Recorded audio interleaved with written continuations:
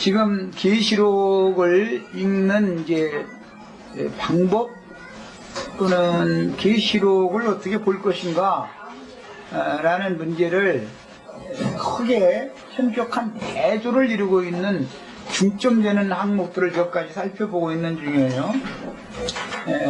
아까 이제 마지막 부분에 세상의 엄청난 이런 전쟁 무기인 화력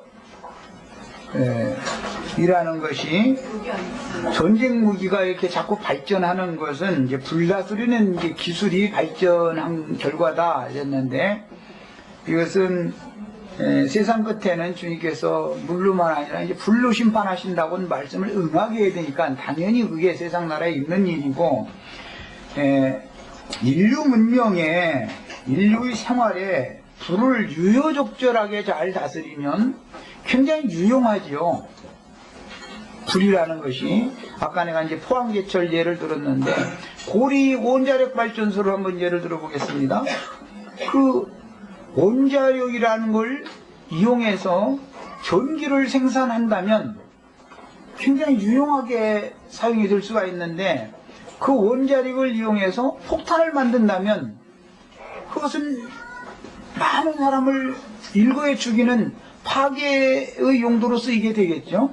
내가 이런 얘기를 내가 왜 하냐면, 세상 나라의 이 불다스리는 기술이 있어도 악한 자가 불다스리는 기술을 쓰면 악의 용도로 쓰이게 되는 것처럼, 하나님의 말씀이라는 것도 악한 자들이 쓰면 그것이 어마어마한 파괴력을 가지고 모든 영혼들을 살상시킬 수가 있는 것이다 라는 걸 이해시키려고 그러는 거예요.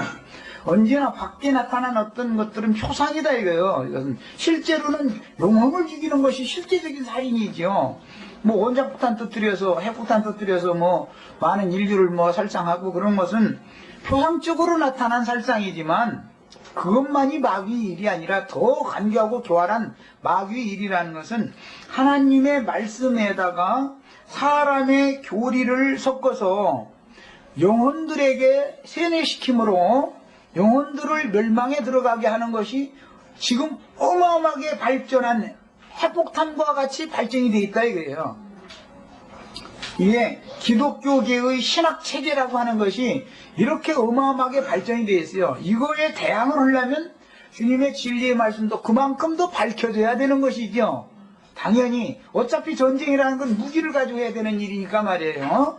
이런 것을 이해를 하시면, 자, 이제 아주 밝은 진리의 말씀을 맡은 증인들이 증거를 하면 기독교계의 기존 신학 체제와 당연히 부딪히게 마련이다. 선한 용도로 불을 사용하는데 쓰지 않고 타락한 어떤 세상 나라의 어떤 군주가 자기의 명예나 자기네 나라의 정복, 전쟁을 일으키는 용도로 만약에 불을 함부로 쓴다. 그러면은 이것이 악하게 쓰여져서 어마어마한 세상 나라에 폐해가 있는 것처럼,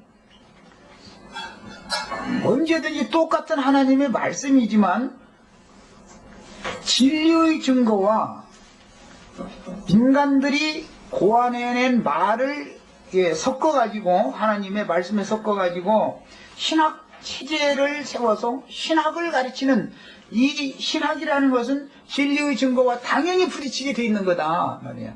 예수님은 진리의 증거를 했기 때문에 유대인들의 교리와 부딪혔기 때문에 예수님을 죽인 것이다 이 말이야. 사도들도 동일한 거예요. 이런 것처럼 계시록에서는 현격하게 대조되는 두 가지 이야기가 나오는데, 이것은 하늘의 전쟁 할 때 별들이 전쟁이라고 그러지만 깜깜한 흑암에 돌아가는 유리하는 별들도 광명의 빛을 가장해가지고 나쁜 걸 얘기해가지고서 전쟁을 하는 게 아니죠. 분별력을 흐리게 만들어, 듣는 이들이 분별력을 흐리게 만들어서 가짜가 진짜로 믿어지게 만드는 것 때문에 전쟁이 일어나는 것이다 이거예요. 그런 것을 드러내고 그것이 아니다라고 명명백백하게 탁탁 드러내면 자기네들이 쓸 자리가 없기 때문에 증인들을 박해하고 죽일 수밖에 없는 것이다. 예수님 때 예수님을 죽인 것이 유대인들이 생각할 때는 그것이 하나님을 섬기는 당연한 예였던 것이지 자신들이 무슨 내가 우리가 지금 잘못하고 있다라고 생각하지 않았습니다. 당연히 그게 하나님을 섬기는 충성심을 가지고 그러는 거예요. 계시록의 마무리 추수라는 것도 이런 방식으로 이루어진다 하는 거예요. 결국은 진리의 증거와 기존 기독교계의 신학체계 사이의 전쟁이다. 이것이 가장 발전한 무기를 가지고 전쟁하는 것인데, 영적 전쟁할 때는 주님의 입으로 나오는 이한검과 개구리 귀신들의 입에서 나오는 용과 짐승과 거짓 선지자 입에서도 거짓말들이 나오는 거 아니에요. 이 싸움을 하는 것은 상징이다. 그것에 대한 세상 나라의 그 엄청난 화력으로 전쟁하는 것은 상징이 되는 것이다 이 말이에요. 우리는 그러니까 400년 전에 지금 뭐 칼빈 신학 뭐 종교 개혁자 뭐 해가면서 하던 얘기를 기독교계가 여차 붙들고 있는데, 그거는 사실은 곰팡이 난 떡이죠. 무슨 떡이 400년 동안 놔둬가지고서 곰팡이 안 나는 떡이 어디가 있어요. 날마다 새로운 말씀을 먹어야 되는 거예요, 인침을 받을 때는. 그런데 400년 전에 1517년에 종교개혁이 일어났고, 이것만 날마다 1517년에 종교개혁이 일어나서 95개 조항이 난 다 외우지도 못하지만 그 잡는 거가 날마다 배우면 머리만 아프지, 95개 조항을 안다 해서 구원받는 것도 아니고 그게 그렇게 중요한 게 아니거든 지금에 와서는. 그런데 그때 당시에는 그것은 목숨을 내놓고 싸워야 되는 중요한 항목이었다 이거예요. 로마교가 너무나 엉터리로 이게 했기 때문에. 그러나 지금에 와서는 넌 95개 조항 이런 거 몰라도 아무 상관없는 시대가 돼버렸죠. 이처럼 시간이 지날수록 빛은 더 밝혀지기 마련인 것이고, 언제든지 고리타분하다 그러는데 옛날 사고에 붙잡혀 있는 사람들이 신사고를 가진 사람들을 대적하게 돼 있는 거예요. 이제 세상 나라에서는 그것 보고 진보 세력과 보수 세력이 싸운다 이제 그런데, 우리나라는 지금 현재는 이제 소위 말하는 이제 보수 세력 이제 우편을 지향하는 사람들이 이제 권세를 잡다 보니까 진보를 하는 사람들은 그냥 하면은 용공주의자다, 종북주의자다 이래가지고 막 몰아서 지금 이제 이렇게 하는데, 이런 것이 전부 악의 일이다. 히틀러가 극우주의자지요. 일본 천황이 극우주의자잖아요. 극우주의자. 무솔리니가 극우주의자잖아요. 보수 말이에요. 보수적으로 해야지 말이에요. 보수가 지나치면은 자기와 생각이 다른 사람은 무조건 원수로 하는 경향이 생겨가지고, 그게 빛을 가장한 것이지만 사실은 빛이 아니다는 것이죠. 이게 너무너무 놀라운 겁니다. 이런 걸 아셔야 돼요. 실제적으로 빛을 가진 자들은 새로운 사고, 새로운 지혜와 새로운 지식을 자꾸 수용하고 받아들이는 사람들을 보수라는 이름으로 거부하고 그 말이 안 되면 죽이고 이런저런 하는 것이죠. 이게 빛을 가장한 어둠의 전사들이 하는 짓이다 이거예요. 이런 거에 절대 속으시면 안 됩니다. 세상 나라가 돌아가는 이치를 보고서도 속으시면 안 돼요, 결국은. 큰 성 바벨론의 이제 심판과 거룩한 성 새 예루살렘에 들어갈 권세를 얻은 자들이 현격하게 성경에는 대조되고 있습니다. 큰 성 바벨론은 무너지게 돼 있죠. 거룩한 성 새 예루살렘 절대로 무너지지 않죠. 이게 이제 현격하게 대비를 하고 있는 거예요. 그런데 다 거룩한 성에 들어갈 권세를 얻은 자들은 작은 이유로 주 안에서 죽은 자들이 복이 있도다라고 한 사람들만 들어가니까, 죽여주는 자들은 큰 성 바벨론에 있는 자들이고, 죽임을 당한 증인들은 거룩한 성 예루살렘에 들어가는 권세를 얻은 자들이다. 이것이 현격하게 성경에서는 대조가 되는 용법입니다. 자, 그 다음에 거룩한 성 새 예루살렘 곧 하나님의 낙원에 있는 생명광의 좌우에는 생명나무들이 심겨져 있고, 그 가지들에서는 달마다 열매가 맺는다 그랬는데, 그 열매라는 건 뭐 서신서들에서는 빛의 열매, 성령의 열매, 뭐 하나님을 찬송하는 입술의 열매 등에서 열매라는 용어가 이제 이렇게 나오는데, 생명나무에서 맺는 열매들이 있다 이게요. 생명나무는 포도나무로 상징이 되어져서 나는 참 포도나무다. 그랬으니까 예수님은 가지들인 제자들을 통해서 열매를 맺는 것이 상징이죠. 그러면 큰 성 바벨론도 여기는 이제 생명강이 아니라 큰 강 유브라데 하수가에는 또 저주받은 큰 나무가 있고 거기에 가지들이 있어서 그 가지들에서 그들 나름의 열매를 맺는다 이거예요. 그런데 그 큰 나무 가지들에는 뭐 공중에 나는 부정한 새들이 와서 다 깃들이고 뭐 나무 그늘 밑에는 뭐 모든 부정한 들짐승들이 다 보인다 이제 이렇게 표현이 됐는데, 큰 성이라고 하는 큰 이야기가 나오면 큰 음료, 큰 성, 나무도 큰 나무, 생명나무 보고는 큰 나무라고 하지 않죠? 이렇게 큰 자가 들어가면은 다 문제가 있는 거죠. 우리 교회 큰 교회 그러면은 문제가 있다는 뜻이죠. 수백 명은 아무것도 아니니까 지금은 수천 명, 수만 명이 모이면 그거는 문제가 있는 교회가 아니라 마귀의 왕국이다 이거예요. 거기가 독사의 소굴이다 이 말이에요. 그게 그걸 상징하는 거예요. 거룩한 것과 큰 것과는 현격하게 용어상 대조를 한다, 대비를 한다 이 말이에요. 이런 것을 잘 이제 성경 읽을 때는 차전해 가면서 분별해 가면서 읽으셔야 됩니다.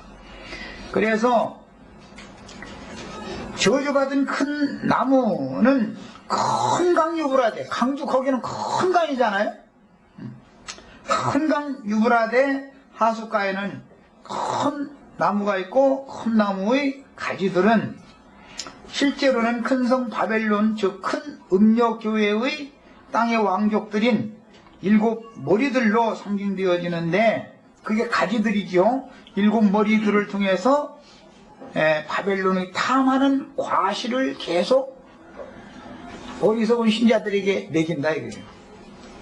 바벨론이 탐하는 과실이라는 건 뭐 다 아시는 것처럼 지혜롭게 할 만큼 탐스럽고 보기에도 좋고 먹기에도 좋은 나무실과다 그랬고, 그런데 그걸 먹으면 선악을 아는 일에 눈이 밝아져 버린다는 거예요. 그래가지고 그 선악을 아는 일에 눈이 밝아진 결과가 평화시대에는 바다에서 올라온 짐승들과 같이 공존을 하기 때문에 문제가 되지 않지만, 하나님께서 큰 강 유브라데에 내어놓았던 땅과 바다를 해할 권세를 받은 바람천사들을 풀어놓는 때가 되면, 그때는 종교적인 지도자들이, 마귀나무의 가라지들이죠. 종교적인 지도자들이 바다 짐승들을 자꾸 간섭을 하게 된다는 거예요.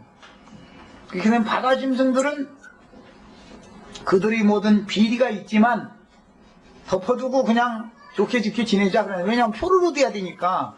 선거철만 되면은 다 그러지요. 오바마도 그러고 우리나라 지금 이 사람도 그러고 예배당 이거저거 찾아다니면서 악수하고 오잖아요. 그러니까 종교라는 것을 힘을 빌려야 그 권세를 얻으니까 이렇게 그냥 좋게 지내는 거예요, 평화시대에는. 그러나 바람천사가 풀려나면은 평화가 깨진다는 것이죠. 이런 것을 성경에서는 용을 타고 있는, 크고 붉은 용을 타고 앉았던 큰 음녀가 실제로는 이제 붉은 빛 짐승을 탔다고 그랬는데 세상 열불들, 권세자들과 이렇게 손을 잡고 있다 이거예요, 기독교라는 것이. 그러다가 때가 되면 기독교계와 열불과 7 머리가 서로 으르렁거리고 싸우는 때가 온다는 거죠. 그때 열불들은 7 머리들을, 그 음료를 차지하고 있는 7 머리들, 그 큰 음료의 직배를 믿고서 정치를 대적하는 거거든요. 자기가 많은 거느리는 많은 신자들이 있으니까 그 힘을 믿고서 정치 지도자들 보고도 함부로 막 하고 그러는 거 아니겠어요? 간섭하고 이러는 거 아니겠어요? 그 사람이 뭐 자기 따르는 뭐 무리가 불과하면 뭐 몇백 명 그러면은 어디 가서 큰 소리 쳐봤자 뭐 들은 대꾸도 물론 않겠지만은 큰 소리 치면 비두새도 모르게 잡아가 버리죠. 잡아다가 목사라는 놈이 헐 일이나 해쳐먹지 말 무슨 뭐 딴소리 나고 앉아서 이러고 잡아가 버리죠. 그러니까 목사들은 세력이 작은 목사들은 큰 소리 쳐도 신문에 나지도 않고 이제 관계도 없죠. 그러나 정치인들은 그 음녀의 머리들의 모든 비행과 자기네들보다도 더 위선적이고, 정치인들은 위선적이지는 않거든요. 네, 좀 우직하게 뭔 일을 잘못을 한다라는 것 뿐이지, 이 종교인들은 아주 교활하고 간교하거든. 그런데 그 간교하고 교활한 것들을 정치 지도자들이 속속들이 사실은 다 알고 있는 것이거든. 그러나 그냥 내 잘못하는 것도 너희도 이렇게 설교할 때 좀 잘 이렇게 좋게 해줘가지고 가라 하는 거 그냥 넘어가달라 이런 식으로 이렇게 평화시대는 넘어가다가 때가 되면 그게 안 된다는 거예요. 이제 그렇게 되면은 음녀와 음녀의 일곱 머리들이 너희가 말이요 사실은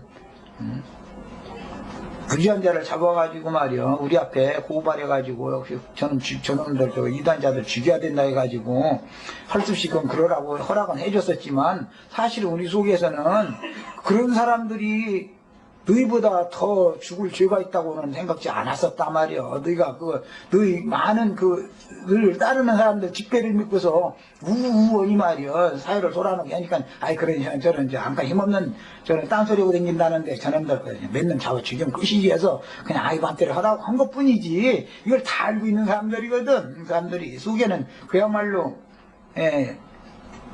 그런 것이 있었기 때문에,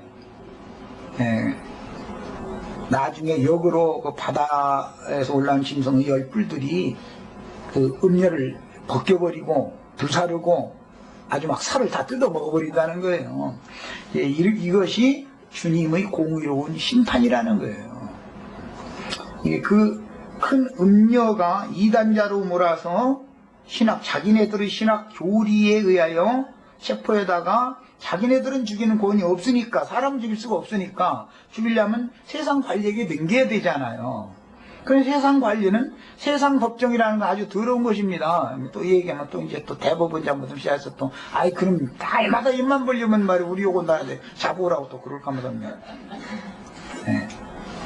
세상에서도 유전무죄 무전유죄라고 하는 말이 있는 것처럼 이것을 적당하게 형벌을 해도 될 사람이면 차라리 그 사람 희생시켜버리고 의의를 따라서 재판하는 게 아닙니다. 그때 당시 사회의 분위기나 모든 여건이 이 한 사람을 희생시키는 것이 좋겠다 싶으면 그걸 그냥 희생양으로 삼아버리는 거죠. 이게 재판이죠. 그러나 정치에서는 정당한 절차를 다 거쳐서 했다라고 이제 발표를 하는 것이죠. 언제나 이렇게 하는 거거든요. 그런 방식으로 해서 이제 땅의 짐승들이 이제 모함을 해서 주의 증인들을 자기네들을 발붙일 때가 자꾸 없게 싸니까 이제 다 죽였는데, 그런데 사실은 자기 발등을 그게 찍은 것이었다 이 말이에요. 지금까지 한 얘기가 그 얘기예요. 사실은 기독교계가 그것 때문에 되려 하나님은 그 핏값을 차지해야 되기 때문에 세상의 정치적인 권력을 동원시켜서 교권을 가진 자들을 싹 쓸어버리는 거예요. 이것이 계시록에 이제 나오는 추수와 심판에 관한 주관적인 내용입니다. 자, 이제는 맨 처음 하나님의 종으로 계시를 받았던 분은 기록된 성경 말씀 속에 살아계신 신의 아들이요 말씀의 보내심을 받은 예수 그리스도이며 세상을 이긴 유대지파의 사자요 다윗의 뿌리다 라는 것을 말씀드리려고 합니다. 요한이 맨 먼저 받은 게 아니죠. 아버지의 말씀은 예수님이 맨 먼저 가지고 오셨었지요. 구약시대에는 선지자들에게 맡겼지만 그것은 확실하게 열어놓은 게 아니고 그냥 봉함된 말씀을 이렇게 그 보고 뭐라고 그러나 확실한 것이 아니라 불분명한 상태로 이렇게 예언을 하게 한 것이고, 예수님은 구약시대에 하나님이 쓰시던 종 선지자들이 예언한 모든 말씀들을 다 펼쳐놔 버리는 것이죠. 예수님은 이것이 대비가 되는 겁니다. 구약시대의 선지자들은 봉함된 말씀을 예언을 한 것이고, 예수님과 예수 그리스도 이름으로 보낸 진리의 성령께서 보내신 일곱 교회의 사자들, 온 땅에 보내심을 받은 하나님의 일곱 영들, 대언의 영들은 모든 진리를 암호화되어 있는 모든 진리를 다 밝혀버리는 거예요. 예. 이것이 이제 현격하게 대비가 되고 있습니다. 요한복음 17장 8절이나 14절에 보면 아버지께서 나에게 주신 말씀을 나는 저희에게 주었습니다, 이렇게 돼 있죠. 그 저희라는 건 제자들을 말하는 것이죠. 제자들이 서신서를 통해서 또 이제 성령의 증거로 열어놓는 거예요. 마지막 계시록의 말씀은 요한을 통해서 다시 예언을 하게 하셨는데, 이것은 요한복음의 말미 부분에 나온 예언을 이루는 말씀이죠.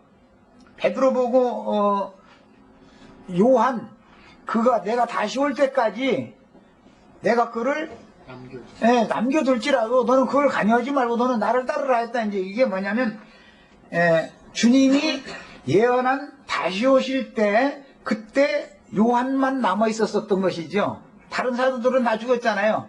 유대인 중에서 택함을 받았던, 주님이 직접 육신으로 택한 사도들은, 다른 사도들은 다 죽었어요. 심지어 성령의 택함을 받았던 바울 사도도 이미 죽었죠. 왜냐면 나이 차이들이 있으니까.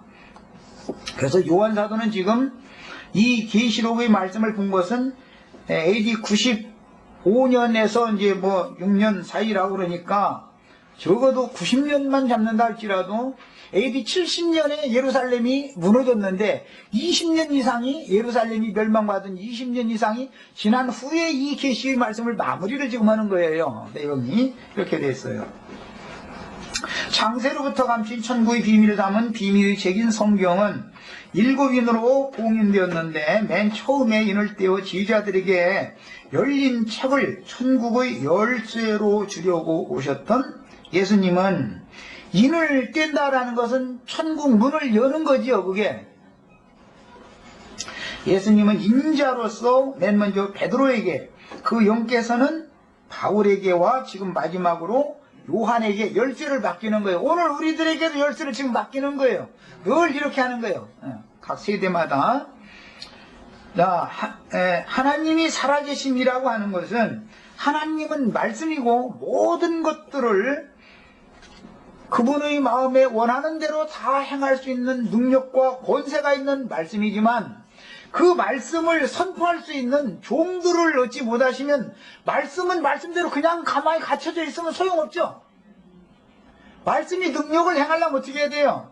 말씀을 받아서 소화시켜 가지고 많은 사람들에게 다시 예언해서 선포하는 종들을, 나팔 부는 사람들이 나팔을 불어야 말씀이 능력과 권세가 행해지는 것이죠.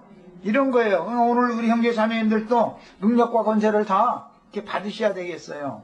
사람을 만나면 설득력 있게 사람들을 이렇게 설득시킬 수 있으셔야 되는 거예요. 말씀을 가지고.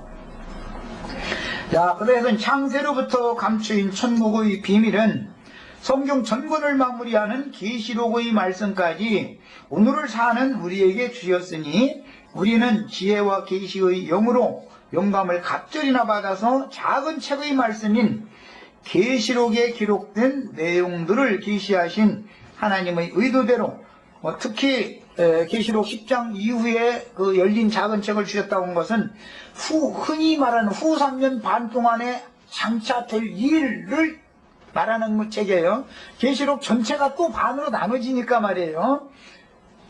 한 일해 동안에 이루어지는 전체의 이야기를 인치는 기간 동안의 말씀과 인치는 기간이 끝난 후의 말씀이 나눠지잖아요. 그 계시록 10장 이후의 말씀은 모두 짐승의 때에 관한 말씀들이잖아요. 전체가 다. 흔히 말하는 후 3년 반 때에 일어날 일들이에요. 장차 될 일들을 말하는 거예요. 이처럼 똑같은 하나님의 열린 책의 말씀을 받았을지라도 어떤 부분의 열린 책을 받았느냐라는 것이 그 사역자의 사명이다 이거예요. 그게. 그럼 또 그 시대라는 것도 되는 것이죠. 그 시대니까 그 말씀을 증거하게 하는 것이죠. 이런 겁니다. 그 다음에 이방인의 때가 이르러 유대 땅의 교회들은 예루살렘의 멸망과 함께 로마에 의하여 세속화되기 시작했고 박해를 견디지 못하고 교회는 숨게 되었으며 이방 땅의 교회들은 이제 있는 일이라고 했던 아시아에 있는 일곱 교회로 상징이 되었죠. 그게 다 표상이죠. 그 이제 있는 일들이라는 교회의 상황을 말하는 것이다 이 말이에요. 2장 3장은 교회의 상황이 어떤가 이걸 지금 얘기하는 것이죠. 4장에 넘어가면 교회가 다 추수되어진 상태는 어떤가 이제 선상의 내용을 지금 4장에서는 얘기하고 있죠. 이 성경의 구조를 지금 말씀드리는 거예요.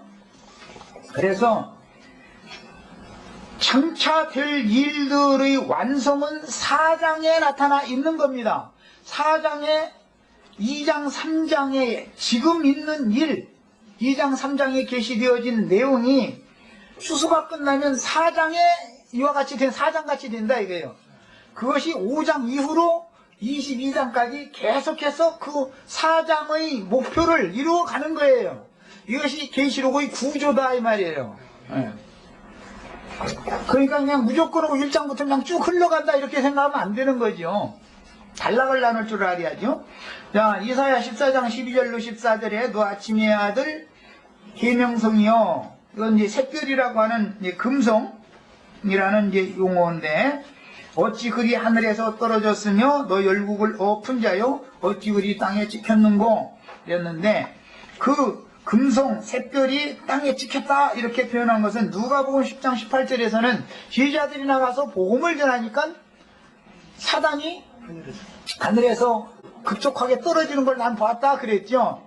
별이 이렇게 별 떨어지는 것은 말씀을 증거할 때 떨어지는 것이다 이 말이에요.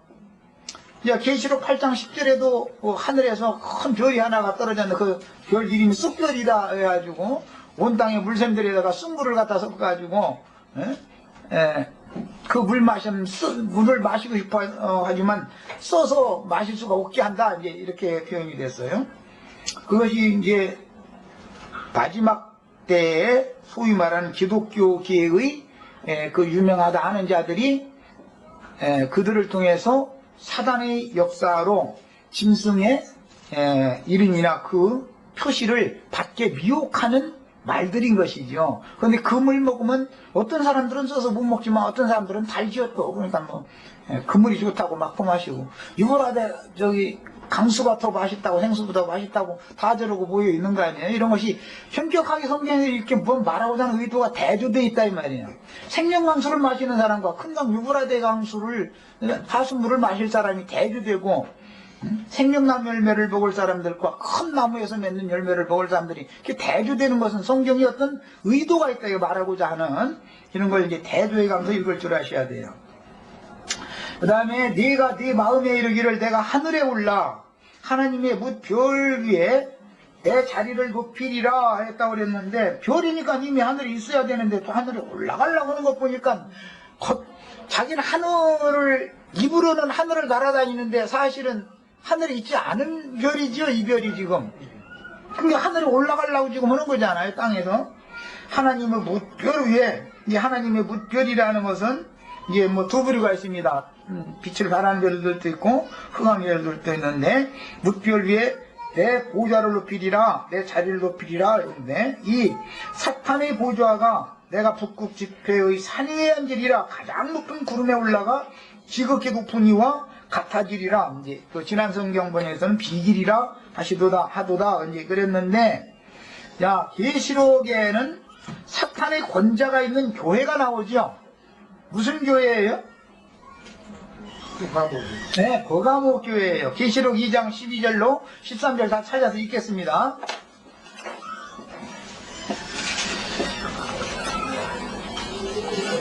자, 12절 13절 읽습니다. 2장 12절 13절. 버가모 교회의 사자에게 편지하라. 좌우에 날선 검을 가지신 이가 이르시되 이가 어디에 사는지 내가 아노니 거기는 사탄의 원자가 있는 데라 그랬어요. 버가모 교회의 사자는 사단의 권좌에 앉아있는 자지요. 호가모라는 말은 이중적인 혼인, 멀쩡한 남자가 세상에서 원래 그 어떤 첩을 어디다 숨겨놔두고 이중생활하는 것은 흔히 있지만, 여자가 이거 자기 그냥 공식적인 남편이 있고 암암리에 이게 왔다 갔다 하는, 남편 출근시키고선 또 그쪽으로 가는가 보죠. 이제 이런 이상한 여자들이 성경에 나오는 거, 이게 어떻게 그 이제 이중적인 혼인, 이중혼인이라는 뜻이에요. 호가모라는 말은. 그러니까 여자죠. 그런데 혼인을 이중으로 했다 이 말은, 입으로는 예수 그리스도를 섬기는 교회다 그러지만 사실은 세상 신을 섬기는 교회다 이 말이죠. 그 이중 혼인을 하고 있는 거예요. 그 다음에 높이 쌓아올린 견관 탑이다, 그 대다 그러는데, 바벨 탑을 쌓은 거지, 대를 쌓아올린다 그러는데, 이제 그런 의미가 있어요.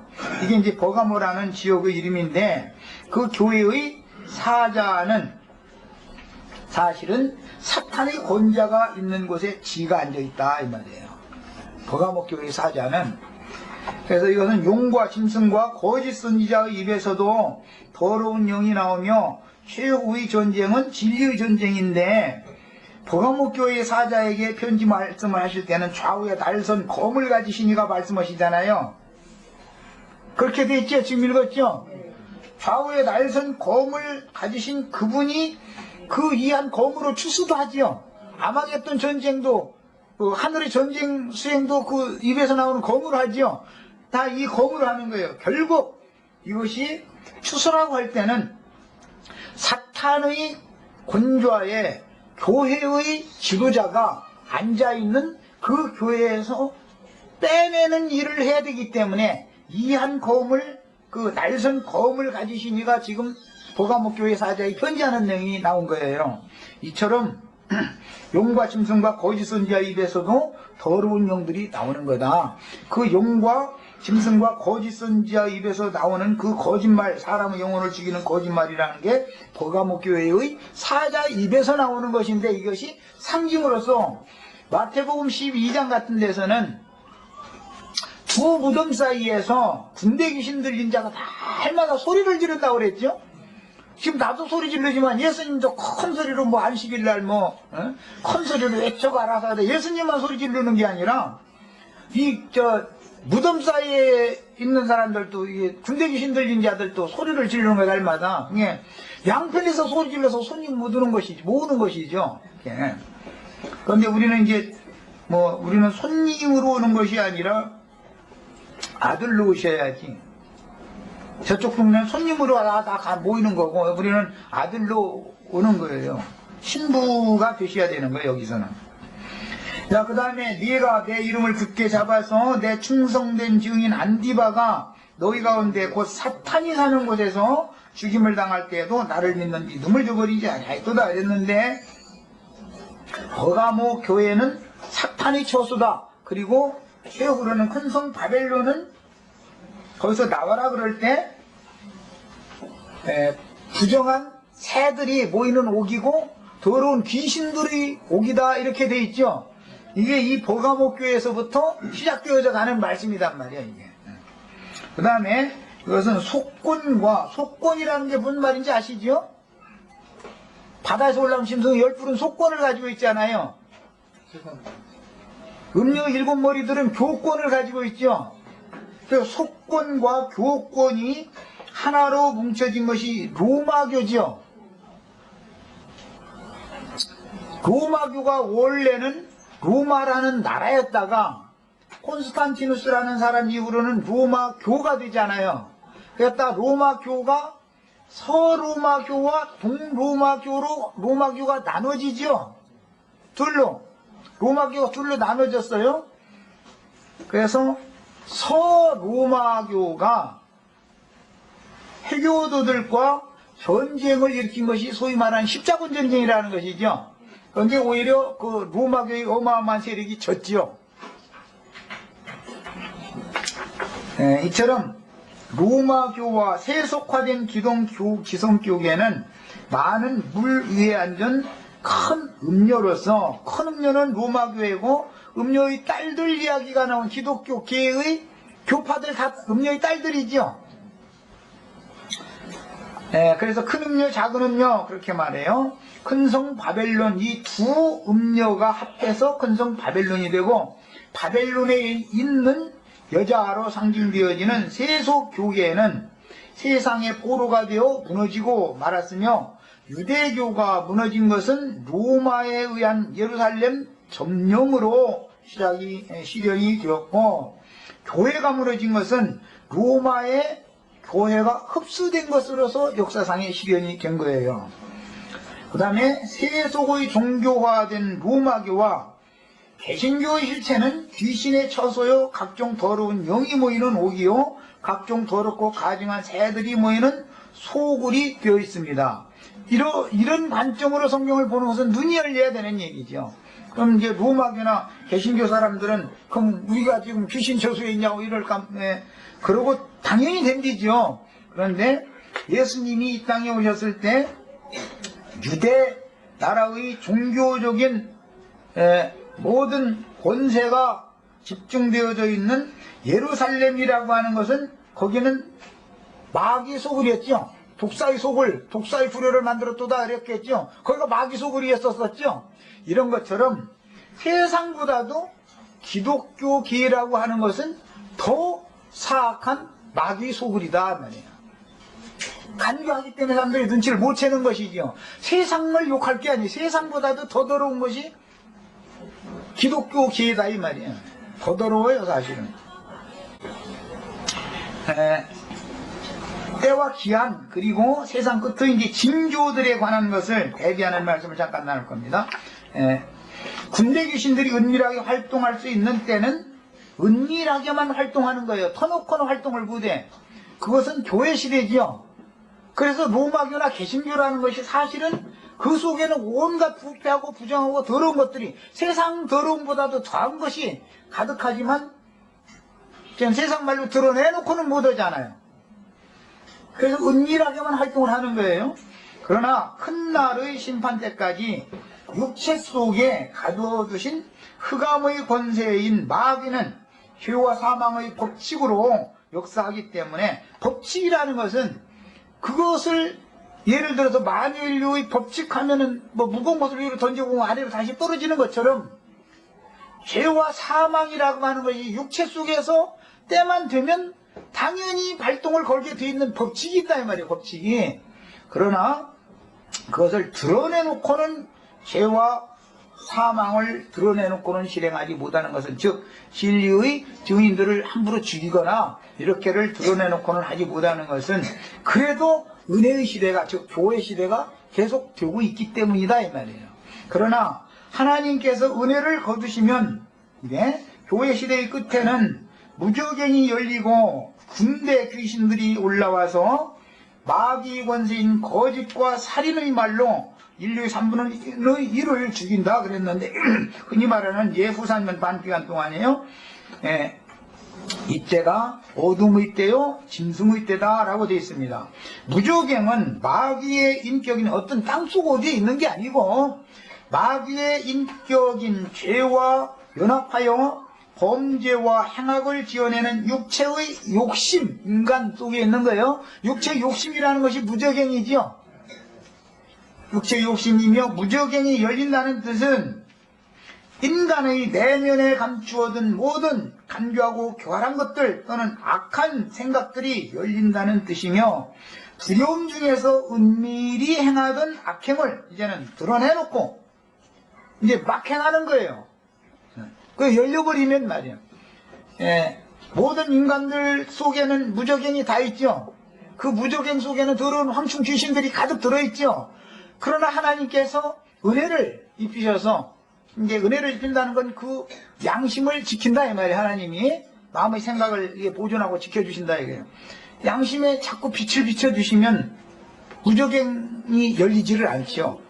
그러다가 하나님께서 빛을 완전히 차단시켜버리고 나면은 무저갱이 열려버린다 이거예요. 야, 그럼 그렇게 되면 현상적으로 어떤 일이 벌어지느냐?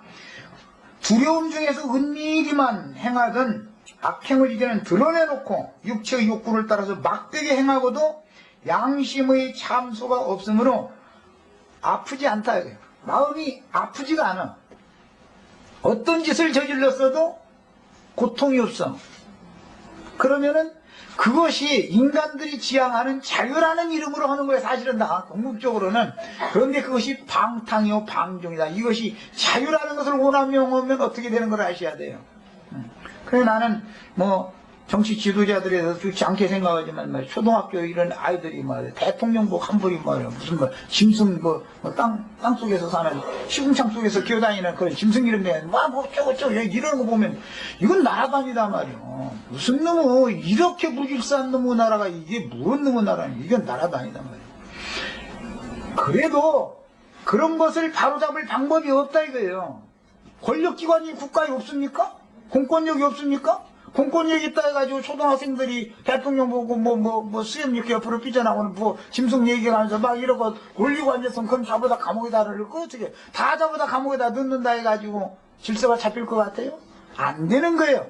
야 이게 뭐냐, 내 시대의 종말에는 인간의 내면에 잠재하여 있으나 임의로 활동할 수 없었던 마귀의 영에 연합된 귀신의 영들이 풀려나서 악하고 더러운 세력이 인간 세상을 휩쓸게 되는 어둠이 가득한 세상이 되고 빛들은 박해를 받고 떠나가니 하나님의 심판대가 이르렀기 때문인 것입니다.